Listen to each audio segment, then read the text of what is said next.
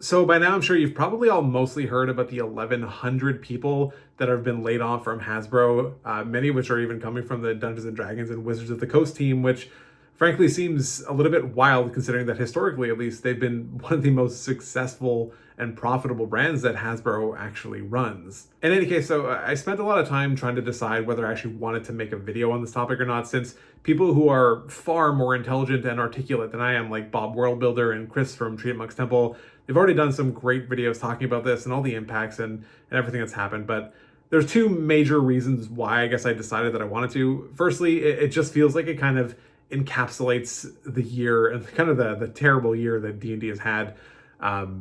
Starting off with the OGL at the beginning, going into some AI art debacles, and then ultimately obviously ending up with 1,100 people losing their livelihoods, which is by far the most devastating of all of these things. And the other reason that I wanted to make this video is because I wanted to also talk about what I can do and I'm going to do to help support and give back to the community of the people that actually really care about Dungeons and Dragons and tabletop games more broadly. I'm going to be talking about those specific steps that I'm going to take a little bit later on towards the end of the video, so if you just want to know what I'm talking about, go ahead and skip ahead a little bit. But before I talk about that stuff, I did just want to take a little bit of time to go over some of the completely unhinged and dissociated email that Chris Cox sent to the employees of Hasbro to announce these additional headcount reductions. I'm not going to be going through the entire email. Like I said, other people have already done it, but there's just a few things that really stood out to me that really make me question like how you can actually write these things in good faith. So let's just go ahead and look at the email. Firstly, it starts off saying, "Team, a year ago, we laid out our strategy to focus on building fewer, bigger, better brands and began the process of transforming Hasbro. Since then, we've had some important wins, like retooling our supply chain, improving our inventory position, lowering costs, and reinvesting over $200 million back into the business while growing shares across many of our categories." So essentially, he starts the email right off by saying, "Thank you so much for all the hard work you've done. Enjoy unemployment." Like, there's not really another way to read this. Skipping ahead a bit, says, "While we're confident in the future of Hasbro, the current environment demands that we do more, even if those choices are some of the hardest that we have to make. It really does not seem like this choice was all that hard for you to make when you're sitting on something like a $9 or $10 million bonus, all the while cutting 1,100 people's livelihoods. I don't know how you can write that and not feel some sort of remorse for this. You easily could have kept a couple hundred jobs." The next paragraph goes on to say, "Today we're announcing additional headcount reductions as part of our previously communicated strategic transformation, affecting approximately 1,100 colleagues globally, in addition to the roughly 800 reductions already taken." I don't really know if there's more of a robotic or lizard-like way to refer to cutting people's jobs as just a strategic transformation. And yes, I get it. I work in the corporate world too. I understand corporate lingo. I get it. But my God, like this, it's so soulless and removed. It physically hurts to read.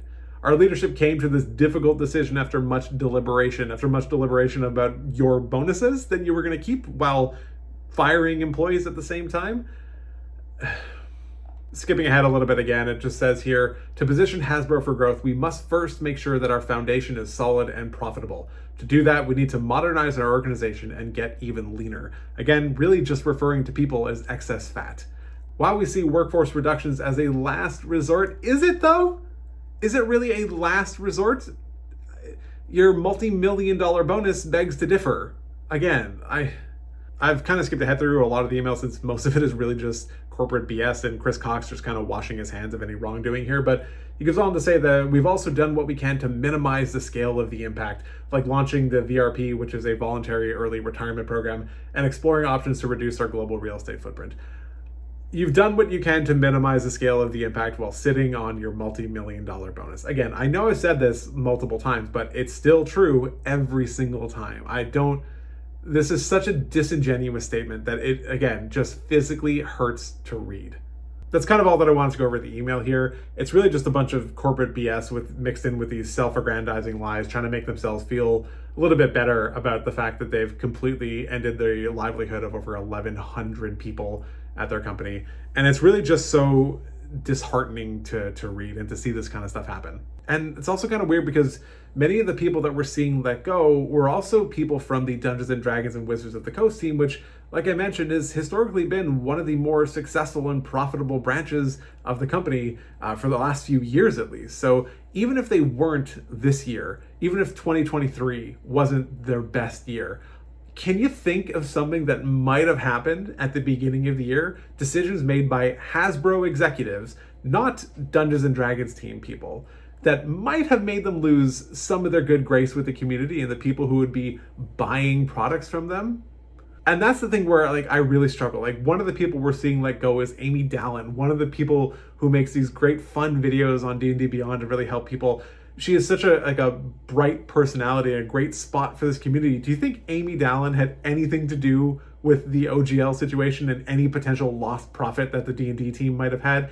No, she definitely had nothing to do with that. And yet, we see her getting cut instead of Chris Cox taking a little bit out of his bonus. It's just always really challenging in situations like this because the people that end up being punished and the people that are losing their jobs are never the people that are making the terrible decisions. Kind of like with the whole OGL thing when that went down as well, it can be so easy to just write off Hasbro and just kind of move on to bigger and better things. And there's nothing inherently wrong with that.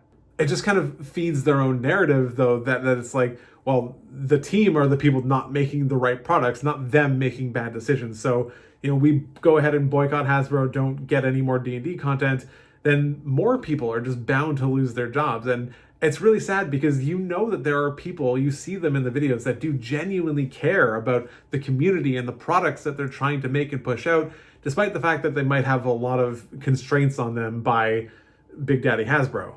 Anyway, I don't really know. This whole thing is just very frustrating and disheartening to kind of get through, and we'll see where everything takes us.